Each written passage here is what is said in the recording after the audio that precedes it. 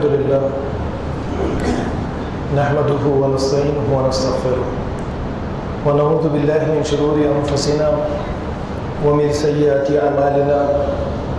من يهده الله فلا مضل له ومن يضلل فلا هادي له وأشهد أن لا إله إلا الله وحده لا شريك له وأشهد أن محمدًا عبده ورسوله أرسله بالحق بشيرا ونذيرا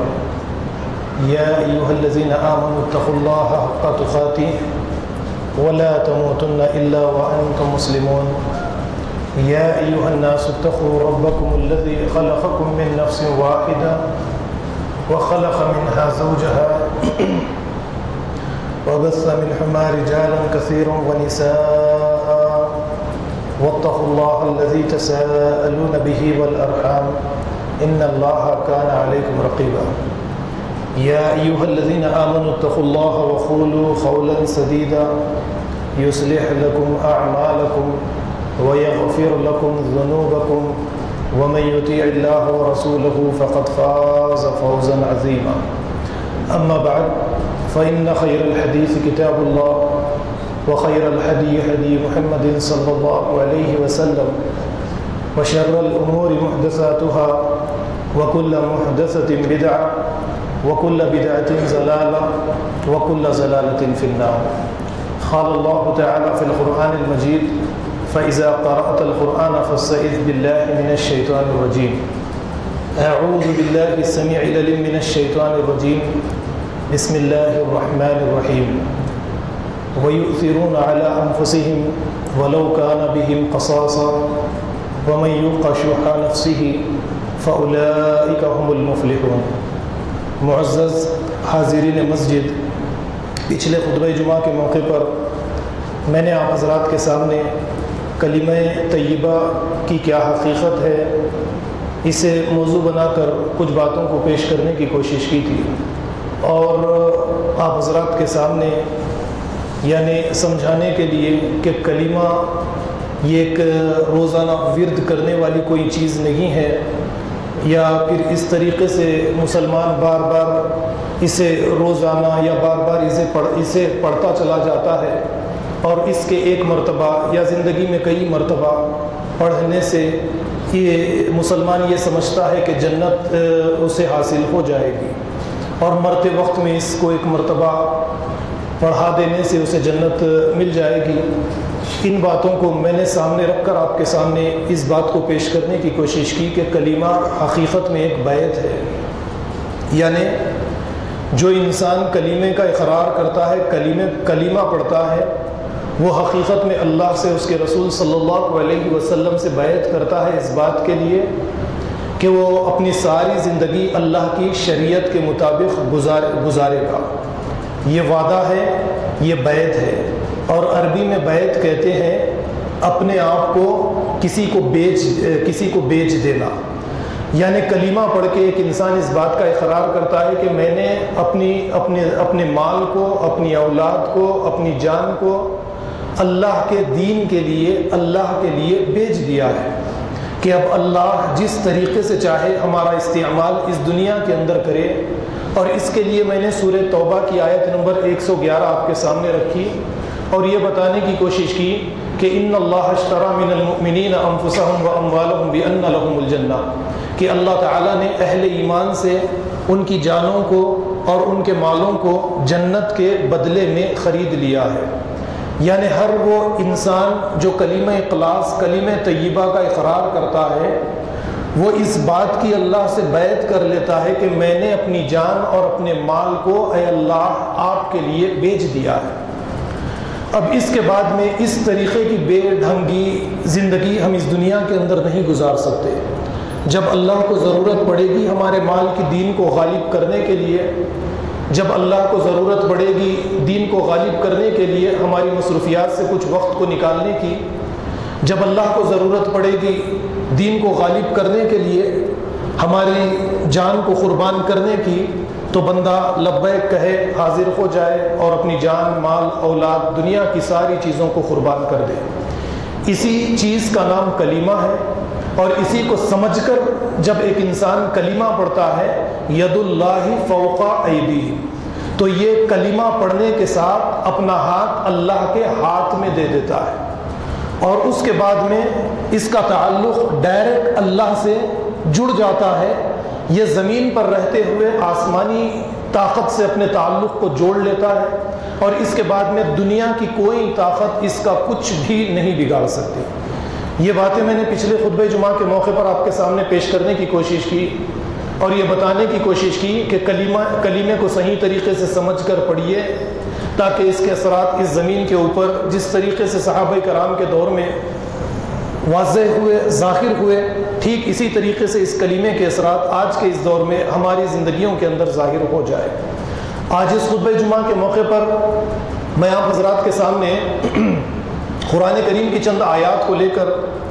اور نبی کریم صلی اللہ علیہ وسلم کے چند واقعات اور احادیث کو لے کر کہ اس دنیا کے اندر ایک انسان حقیقی خوشی کیسے حاصل کر سکتا ہے، اسے پیش کرنے کی کوشش کروں گا۔ ویسے ہمارے یہاں پر جب کبھی بھی خوشی کی بات آتی ہے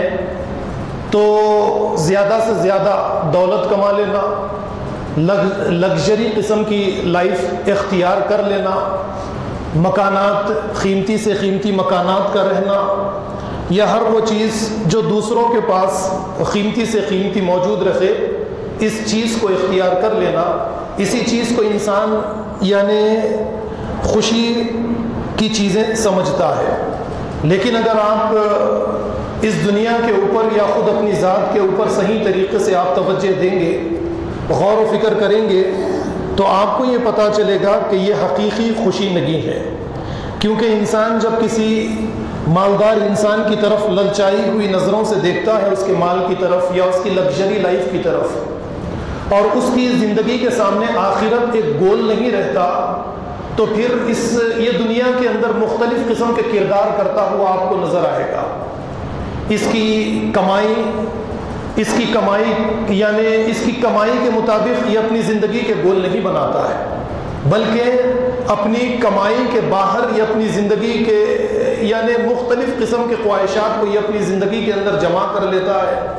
اور انہی کے حصول کے لیے اپنی ساری زندگی کو لگا دیتا ہے، اور اس طریقے سے زندگی گزارتے یہ 70 یا 80 سالہ زندگی میں بستر مرگ پر جب پڑتا ہے تو پچھتاتا ہے کہ ہائے، میں نے جو زندگی گزاری ہے یہ اپنی خواہشات کو مکمل کرنے کے لیے گزاری ہے، اور اپنی یعنی لگژری لائف کو حاصل کرنے کے لیے میں نے بہت ساری چیزوں کو حاصل کیا ہے۔ مثلا ایک انسان کسی مالدار انسان کو دیکھتا ہے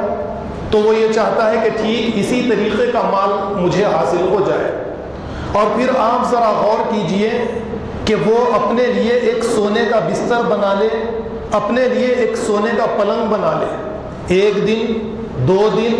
3 دن خوشی کے ساتھ اس پلنگ کے اوپر سوئے گا یا کچھ دیر کے لیے آرام کرے گا۔ جیسے ہی کچھ دن گزریں گے آپ دیکھیں گے کہ اس کی خواہش پوری نہیں ہوگی، جو خوشی، جو فیلنگ وہ اس سونے کے پلنگ کے ساتھ حاصل کرنا چاہتا تھا اسے ہرگز نہیں ملتی ہے۔ یا پھر اسی طریقے سے کسی کا بنگلہ دیکھتا ہے یا کسی کے یہاں پر کوئی قیمتی 4 ویلر کار دیکھتا ہے تو فوراً وہ یہ خواہش کرتا ہے کہ میں بھی اس چیز کو حاصل کروں۔ اب وہ کسی نہ کسی طریقے سے اس چیز کو حاصل تو کر لیتا ہے، لیکن پھر اس کے بعد میں دیکھیے کہ ایک 10 لاکھ کی اگر گاڑی خریدتا ہے تو 1 ہی مہینے کے بعد میں اس گاڑی سے اکتا جاتا ہے، اور پھر وہ اس خیال میں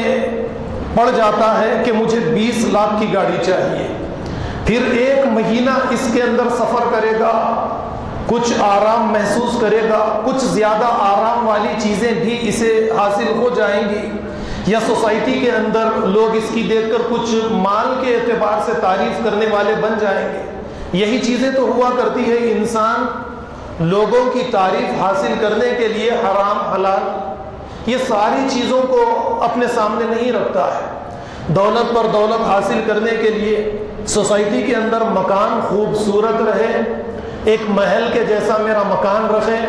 اور ایک قیمتی گاڑی میرے یہاں پر رہے، اور پھر اس محل نما مکان کے بعد میں اور بہت سارے میرے لیے میرے مکانات رہے وغیرہ وغیرہ. تو اس طریقے سے آپ دیکھیے اس انسان پر اگر آپ نظر ڈالیں گے تو آپ کو یہی پتہ چلے گا کہ وہ انسان کو حقیقی خوشی ہرگز حاصل نہیں ہوتی ہے. اب اس طریقے سے آپ زیادہ تر مغربی ممالک پر نظر ڈالیں گے یا ہمارے اپنے ملک میں ہالی ووڈ ہے، ٹالی ووڈ ہے، یا جسے ہم فلم سٹارز کے نام سے جانتے ہیں، ان کے یہاں پر بے انتہا دولت ہے، لیکن ان کی داستانیں، ان کی کہانیاں، ان کی تاریخ اٹھا کر اگر ہم دیکھیں گے تو یہی پتہ چلتا ہے کہ یہ ایک ناکام انسان گزرے، کوئی خودکشی کرتا ہے یا کوئی اپنی آخری زندگی میں آنے کے بعد میں اپنی درد بھری کہانی کو کسی نیوز چینل کے سامنے اینکر کے سامنے بیٹھ کر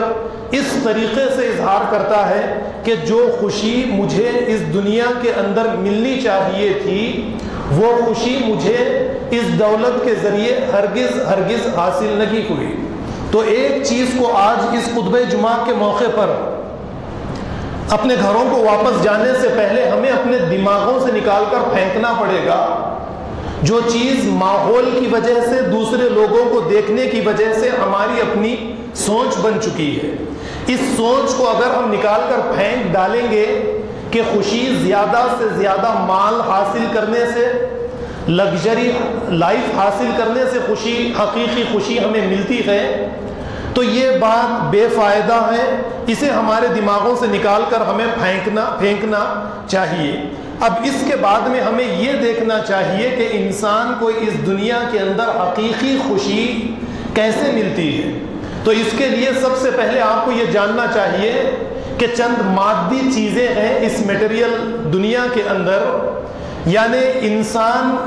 کچھ فیلنگ محسوس کرتا ہے، اسی فیلنگ کے ذریعے انسان کو اس دنیا کے اندر خوشی ملتی ہے. کسی کو کم ملتی ہے، کسی کو زیادہ ملتی ہے. کسی کو مال خرچ کرنے کے بعد، لگژری لائف اختیار کرنے کے بعد، ایک اچھا خوشنما مکان بنانے کے بعد بھی، یا پھر اسی طریقے سے یعنی سیاسی قائدین کہیے یا کسی اور سے بڑے بڑے رتبہ رکھنے والے افراد سے اپنے رسوخات رکھنے کے باوجود بھی اس دنیا کے اندر وہ فیلنگ، وہ خوشی، وہ حقیقی خوشی انہیں حاصل نہیں ہوتی ہے. تو اب اس کے بعد میں ہمیں حقیقی خوشی حاصل کرنے کے لیے کیا کرنا چاہیے؟ ہمیں اس دنیا کے اندر حقیقی خوشی کس طریقے سے مل سکتی ہے اسے ہمیں جاننا چاہیے. تو اگر آپ دیکھیں گے تو معمولی باتیں، معمولی چیزیں آپ کے اطراف و اکناف سے یا آپ کے اپنے مکان سے کچھ ایسی چیزیں، کچھ ایسے افراد آپ کو مل جائیں گے جو آپ کو آپ کی زندگی کے اندر حقیقی خوشی دے سکتے ہیں. اب حقیقی خوشی حاصل کرنے کے لیے اللہ رب العالمین نے جو طریقہ ہمارے سامنے قرآن کریم کے ذریعے پیش کیا ہے، یہی طریقہ صحیح طریقہ ہے کہ ایک انسان اس دنیا میں رہ کر حقیقی خوشی حاصل کرے. وہ اس دنیا سے جانے سے پہلے خوشی کے ساتھ اس دنیا کو الوداع کہے اور آخرت کی زندگی کے اندر داخلہ لے لے. اب اس کے لیے دیکھیے، جیسا کہ میں بہت سارے خطبات کے موقع پر آپ کے سامنے صحابہ کرام کی ہجرت کا واقعہ تو آپ کے سامنے بار بار پیش کرتا ہوں. اسے پوری طریقے سے نہیں دہرا سکتا کیونکہ اس کے اندر وقت بھی جائے گا اور آپ اچھی طرح سے ان واقعات سے واقف ہیں. نبی کریم صلی اللہ علیہ وسلم کی محبت میں، اللہ کی محبت میں صحابہ کرام نے دنیا کے اندر حقیقی خوشی حاصل کرنے کے لیے اپنے مکانات، اپنے شہر کی، اپنی ریاست کی، اپنے بیوی بچوں کی، اپنی اولاد کی، یہ ساری چیزوں کی قربانی دی اور مدینہ کے اندر تشریف لے کر آ گئے. اب مدینہ کے اندر تشریف لے کر آنے کے بعد میں ایک اور دوسرا گروہ ہے جسے ہم انصاری صحابہ کرام کے نام سے جانتے تھے. اب یہ گروہ کی بھی کچھ ذمہ داریاں آتی ہیں کہ یہ صحابہ نے اللہ کو راضی کرنے کے لیے اتنی بڑی قربانی دی ہے کہ اپنے گھر بار ہر چیز کو انہوں نے چھوڑ دیا ہے۔ یہ فیلنگ ان کے دماغ کے اندر، یعنی یہ جو فیلنگ ان کے اندر پیدا ہوئی، اس نے ان کو کیسی خوشی زندگی کے اندر دی ہے۔ اس خوشی کو حاصل کرنے کے لیے انصاری صحابہ کرام کیا پیچھے تھے؟ نہیں تھے۔ صحابہ کرام کے بارے میں آپ اچھی طرح سے جانتے ہیں کہ مکان کے 2 حصے، باغ کے 2 حصے، کھیت کے 2 حصے، بیویاں اگر زیادہ ہے تو بیویوں کو طلاق دینے کے بارے میں دوسروں کے سامنے اظہار کر دینا تاکہ نبی کریم صلی اللہ علیہ وسلم کے چہرے پر خوشی دیکھے۔ بعض وقت میں آپ دیکھیے کہ آپ کو جس سے زیادہ محبت ہوتی ہے، جیسے آپ کے والدین ہیں، آپ والدین کے چہروں پر اگر کچھ والدین کو خوش کرنے کے لیے اپنے مال کی قربانی، اپنی مصروفیات سے قربانی، یا دوست و احباب آپ کو دوسری طرف کھینچ رہے ہیں اور والدین کی ذمہ داری آپ کو ایک دوسری طرف بلا رہی ہے، تو ایسے وقت میں آپ جب اپنے والدین کے لیے دوستوں کی مصروفیات، اپنے اصحاب کی اس مصروفیات سے قربانی دے کر والدین کے کام کاج کے لیے، ان کی دیکھ بھال کے لیے، آپ ان کی ہمدردی کے لیے، ان کو خوش کرنے کے لیے والدین کی ذمہ داری کو اس دنیا کے اندر پوری کرتے ہیں، اور اس کے بعد میں آپ کے والد کی آنکھوں میں، ماں کے چہرے پر، ماں کے لبوں پر وہ خوشی آپ محسوس کرتے ہیں جو اولاد کی ایثار ہمدردی کو دیکھ کر والدین اظہار کرتے ہیں۔ کبھی اپنی زبان سے اس کا اظہار کرتے ہیں، دل کی باتوں کو پیش کرتے ہیں اولاد کے سامنے، کبھی چہرے سے یا باڈی لینگویج کے ذریعے اس کا اظہار کرتے ہیں۔ آپ ذرا غور کیجئے، اولاد مرد ہو یا عورت، لڑکا ہو یا لڑکی، اس فیلنگ کو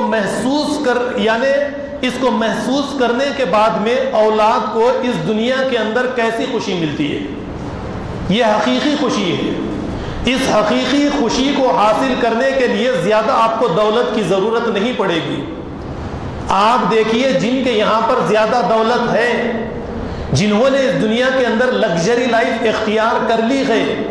جو اپنے والدین کو وقت دینا نہیں چاہتے، بس اپنی مصروفیات، اپنی دولت، دوست و احباب، اپنا کاروبار، اپنی تجارت کے پیچھے لگے رہنا چاہتے ہیں، وہ دنیا کے اندر آپ کو کبھی حقیقت میں خوش نظر نہیں آئیں گے۔ ان کے چہروں پر خوشی یا کبھی مسکان یا کچھ میٹھے الفاظ آپ کو اگر نظر بھی آتے ہیں، آپ کے سامنے اظہار بھی ہوتا ہے، تو یہ ساری چیزیں بناوٹی ہوتی ہے۔ لیکن ایک انسان کو حقیقی خوشی اس وقت میں ملتی ہے جب وہ باپ کو اپنی گردن پر چھری رکھ کر یہ پوچھتے ہوئے پاتا ہے، انی ارا فی الانامی انی اذبحک فانظر ماذا تری، اے میرے پیارے بیٹے، میں نے خواب میں تجھے اللہ کی راہ میں ذبح کرتے ہوئے دیکھا ہے، تیری رائے کیا ہے؟ تو بیٹا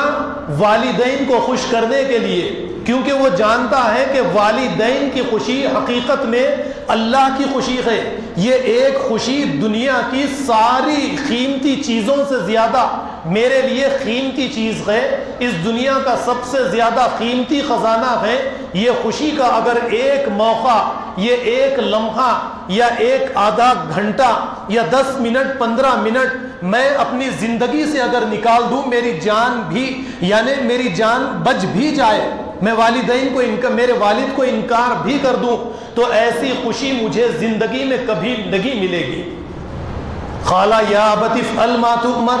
ستجدنی انشاء اللہ من الصابرین، اے میرے پیارے والد، حکم ہوا اللہ کی جانب سے آپ کی خوشی کے لیے، جان کو قربان کرنے کے لیے میں تیار ہوں۔ اب آپ ذرا غور کیجئے کہ خوشی، حقیقی خوشی آپ حاصل کرنا چاہتے ہیں، مثلا نوجوانوں کے اندر خاص کر یہ چیز دیکھی جاتی ہے کہ یہ اپنی والدین کی ذمہ داریوں کو،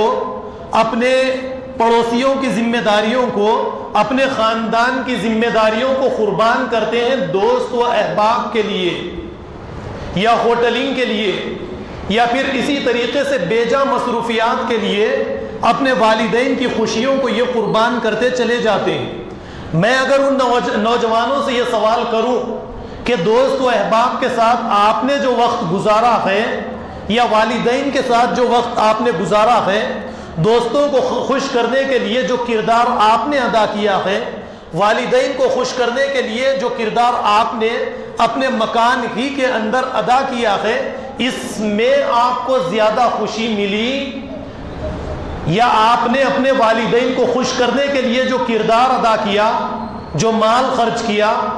اس میں آپ کو زیادہ خوشی ملی؟ تو ہر ایک نوجوان یہی کہے گا کہ میں نے اپنے والدین کو خوش کرنے کے لیے جو کردار ادا کیا ہے، اس میں مجھے زیادہ خوشی ملی ہے۔ پھر جب آپ کو بنا کسی زیادہ سے زیادہ مال خرچ کیے آپ کے اپنے مکان میں خوشی، اور خوشی یعنی حقیقی خوشی حاصل کرنے کا ایک ایسا ذریعہ اللہ رب العالمین نے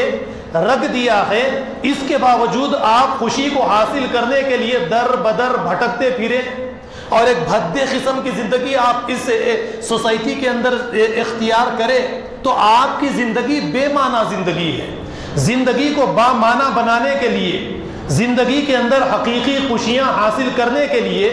آپ کو قربانی دینی پڑے گی۔ اور خوشی کس طریقے سے حاصل ہوتی ہے، یہ آپ اس کو اچھی طریقے سے اگر محسوس کرنا چاہتے ہیں تو آپ دیکھیے کہ آپ کے مکان میں آپ کے بھائی کا بچہ،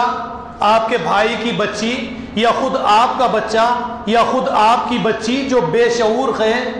یعنی 4 سال 5 سال 6 سال کی بچوں کی عمر ہے، آپ ان بچوں کی زندگیوں کے اوپر نظر ڈالیے، آپ کو پتا چلے گا کہ یہ والدین کو وہ فیلنگ دیتے ہیں جس سے والدین کو حقیقی خوشی ملتی ہے کہ آپ کا بچہ آپ تھک کے اگر گھر آتے ہیں، آپ غصے کی حالت میں رہیں یا آپ کے مزاج میں کچھ بھی رہے، بچہ باپ کو دیکھتے کہ دوڑتے ہوئے بابا یا ابا جان کہتا ہوا قریب آ جاتا ہے اور باپ کے گلے چڑھنے کی کوشش کرتا ہے، باپ کے گلے لگ جاتا ہے، باپ کے گود میں آ جاتا ہے، باپ کے گال کو بوسہ لیتا ہے، باپ کی پیشانی کو بوسہ لیتا ہے۔ یہ محبت جو بچے کی محبت ہے، یہ مصنوعی محبت ہے یا حقیقی محبت ہے؟ آپ بتائیے۔ ہر ایک باپ یہی کہے گا کہ یہ حقیقی محبت ہے، یہ کوئی مصنوعی محبت نہیں ہے۔ جس طریقے سے بچے 30 سال 25 سال کی عمر میں جانے کے بعد میں والدین سے مصنوعی محبت کا اظہار کرتے ہیں، یہ چیز اس بچے کے اندر نہیں ہے، کیونکہ یہ فطرت کے اوپر قائم ہے۔ اور جب یہ بچہ اس طریقے سے ماں باپ کے سینے سے لگتا ہے، ان کو بوسہ لیتا ہے، تو اس وقت میں ماں باپ کی فیلنگ، ان کو جو خوشی ملتی ہے، یہ لگژری لائف کے ذریعے حاصل ہوتی ہے یا اس بچے کی بے انتہا والدین سے محبت سے حاصل ہوتی ہے؟ تو یہی طریقہ اگر آپ اس سوسائٹی کے اندر اختیار کریں گے، اپنے ذہن کو اس طریقے سے آپ تیار کر لیں گے کہ میری زندگی، میرا جاب، میری تجارت، یعنی میں مہینے میں جتنی چیزیں کماتا ہوں اسی کے مطابق اگر میں زندگی رکھوں گا، اپنی زندگی کا گول جو ہے اسی کے مطابق اگر میں رکھوں گا، میری زندگی لگژری رہے یا نہ رہے، مجھے چار مینار جانا ہو، ہائی ٹیک سٹی جانا ہو یا کہیں پر بھی مجھے جانا ہو، اس کے لیے 50 لاکھ 20 لاکھ کی گاڑی کی ضرورت مجھے نہیں ہے۔ ہمارے شہر کے اندر RTC سروس موجود ہے یا پھر اسی طریقے سے آٹو کی سروس موجود ہے، میں اپنی حلال کمائی کے ذریعے آٹو سے چلا جاؤں، RTC کے ذریعے چلا جاؤں، یا 2 ویلر جو گاڑی اللہ نے مجھے میری حلال کمائی کے ذریعے مجھے دی ہے، اس کے ذریعے میں یعنی اپنا سفر طے کر لوں تو مجھے حقیقی خوشی ملے گی۔ اور اگر اس کے بجائے میں حرام کمائی کے ذریعے سے ایک قیمتی گاڑی لے کر بھی لوگوں کے بیچ میں خوشی حاصل کرنے کی کوشش کروں تو آپ جان لیجئے کہ میں نے پہلے ہی یہ بات آپ کے سامنے رکھی کہ یہ خوشی انسان کو جو حاصل ہوتی ہے یہ آپ کے دماغ کے اندر کچھ کنیکٹیویٹی کے ذریعے سے حاصل ہوتی ہے. تو مصنوعی چیزیں، حرام چیزوں کے ذریعے آپ جب خوشی حاصل کرنے کی کوشش کرتے ہیں تو آپ کو حقیقی خوشی نہیں ملتی، آپ کو مصنوعی خوشی ملتی ہے.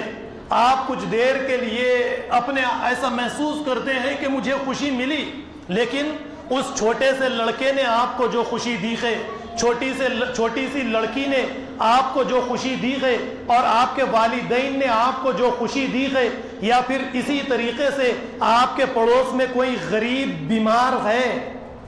کوئی مفلس ہے، کوئی یتیم ہے، آپ نے ان کو دیکھا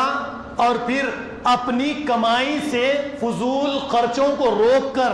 آپ نے یہ ارادہ کر لیا کہ میں اس یتیم کی مدد کروں گا جب تک کہ یہ باشعور نہ ہو جائے، میں اس بیوہ کی مدد کروں گا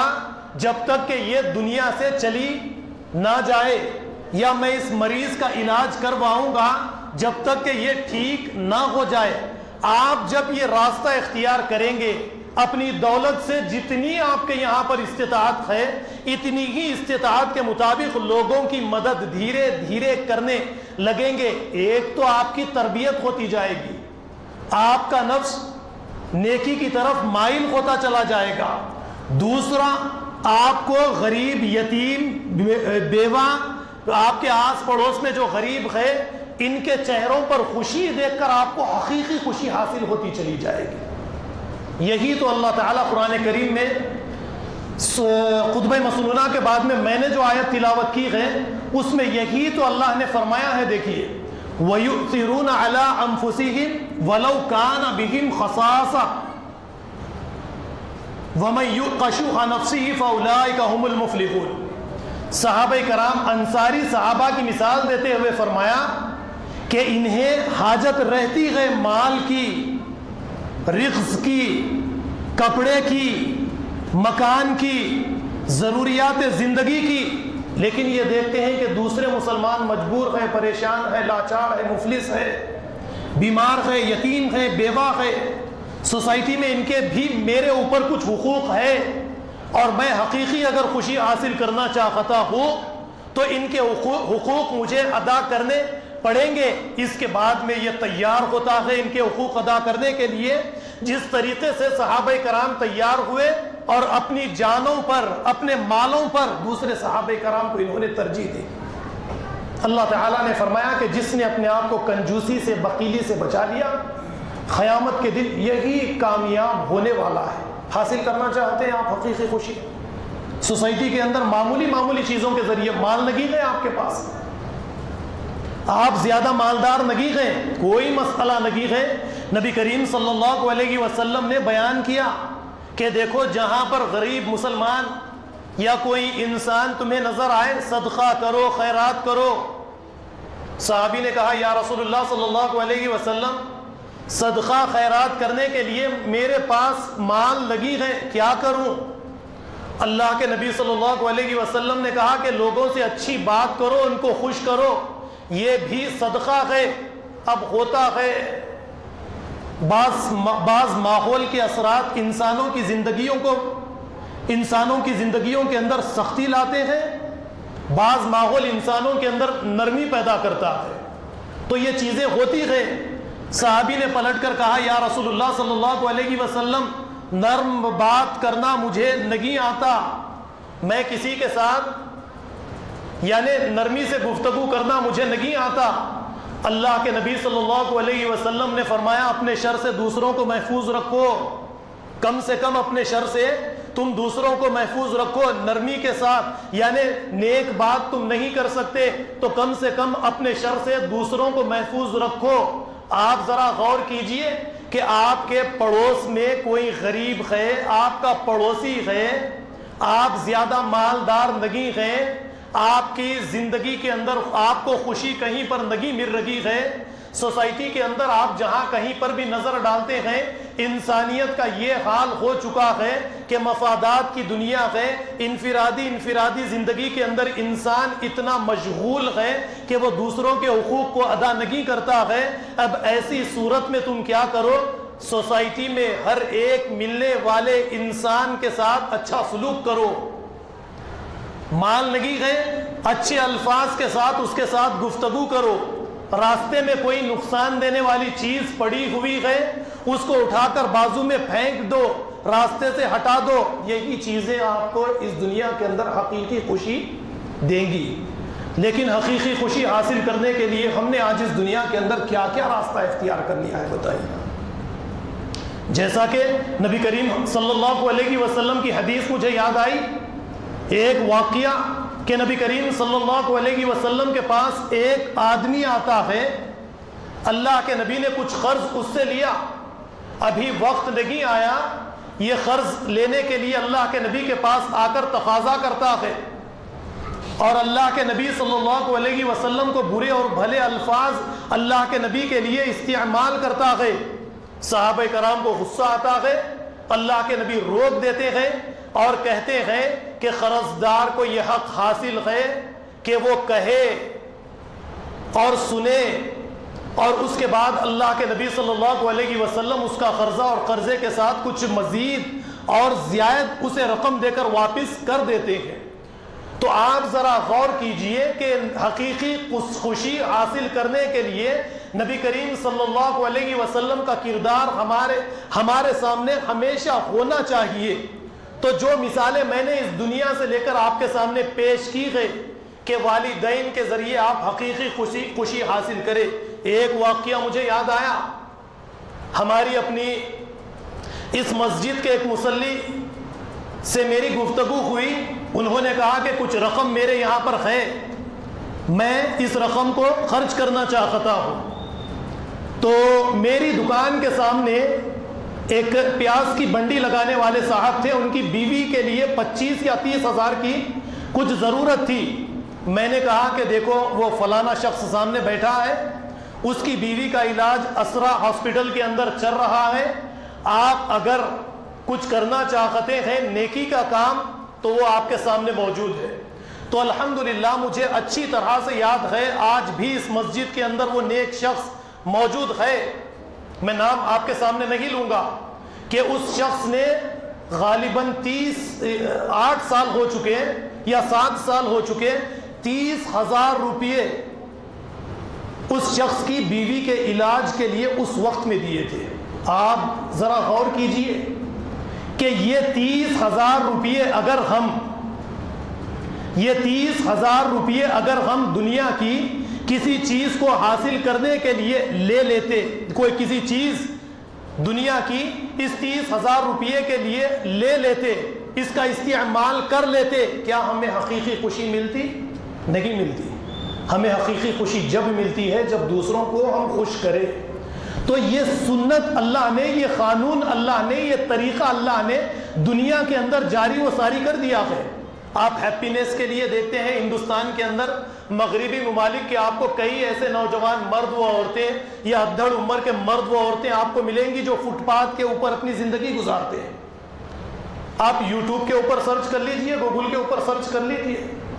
جب ان سے یہ پوچھا جاتا ہے کہ تم مغربی ملک امریکہ کو، برطانیہ کو چھوڑ کر ہندوستان کے اندر کس لیے آ گئے، ان کی کہانی عجیب و غریب قسم کی کہانی ہوتی ہے کہ میں بلینر تھا، کروڑ پتی تھا، میری اتنی دولت تھی، میرے بیوی بچے، یہ سب کچھ، لیکن مجھے اپنی زندگی کے اندر حقیقی خوشی ہرگز نہیں مل سکی. اسی چیز سے پریشان ہو کر میں نے اپنے ملک کو ترک کر دیا، اپنی ساری دولت کو میں نے ٹھکرا دیا تاکہ مجھے زندگی کے اندر حقیقی خوشی مل سکے. آپ کو حقیقی خوشی آپ کے گھر کے اندر مل سکتی ہے، آپ کو حقیقی خوشی آپ کے آس پڑوس میں اپنی اولاد کے ذریعے مل سکتی ہے، آپ کو اپنی حقیقی خوشی آپ کی سوسائٹی میں جو غریب افراد ہیں ان کو خوش کرنے سے آپ کو حاصل ہو سکتی ہے. لیکن یہ طریقہ جو میں نے آپ کے سامنے رکھا ہے، اس طریقے کو اگر آپ اختیار کریں گے تو آپ کو حقیقی خوشی ملے گی، اور دنیا سے جاتے وقت میں آپ غور کریں گے کہ آپ کے چہرے پر مسکان رہے گی. جب 70 سال 80 سال گزر جائیں گے آپ پچھتاوا نہیں کریں گے کہ میری زندگی بیکاری کے اندر، یعنی میں نے چیزوں کے اندر، لگژری لائف کے اندر خوشیوں کو تلاش کرنے کی کوشش کی، یہ بے فائدہ چیزیں تھی، میں نے اپنا سارا وقت ضائع کر دیا. اللہ نے خوشی جس چیز کے اندر رکھی میں نے اس چیز کو تلاش نہیں کیا ہے. تو یہ باتیں میں نے آپ کے سامنے رکھی ہیں، ان باتوں کو لے کر جائیں، اپنی زندگیوں کے اندر ایک تبدیلی لائیں، لوگوں کے حقوق ادا کرنے کی کوشش کیجیے۔ والدین آپ کے مکان میں اگر زندہ ہے، آپ کے قریب میں کوئی یتیم ہے، بیوہ ہے، پڑوسی کوئی مریض ہے خاندان میں، تو آپ کیا کیجئے، حقیقی خوشی اگر حاصل کرنا چاہتے ہیں تو ان کے چہروں پر خوشی کو دیکھنے کی کوشش کیجئے۔ صحابہ کرام کا تو یہی مسئلہ تھا۔ اللہ کے نبی کہتے مال چاہیے دین کو غالب کرنے کے لیے، سارا مال لا کر قدموں میں ڈال دیتے۔ اللہ کے نبی صلی اللہ علیہ وسلم کے چہرے پر صرف ایک مسکان کو دیکھنے کے لیے، اللہ کے نبی صلی اللہ علیہ وسلم کے چہرے پر خوشی کو دیکھنے کے لیے ساری دولت کو قربان کر دیتے، کوئی اپنی جان کو قربان کر دیتا۔ تو یہی قربانیاں جب آپ اس دنیا کے اندر دیں گے، آپ کو حقیقی خوشی حاصل ہوگی۔ میں اللہ سے دعا کرتا ہوں کہ جو کچھ کہا گیا ہے اللہ تعالی ہمیں سے سمجھنے والا، دوسروں کو سمجھانے والا بنائے۔ وآخر الدعوانا ان الحمد للہ رب العالمین۔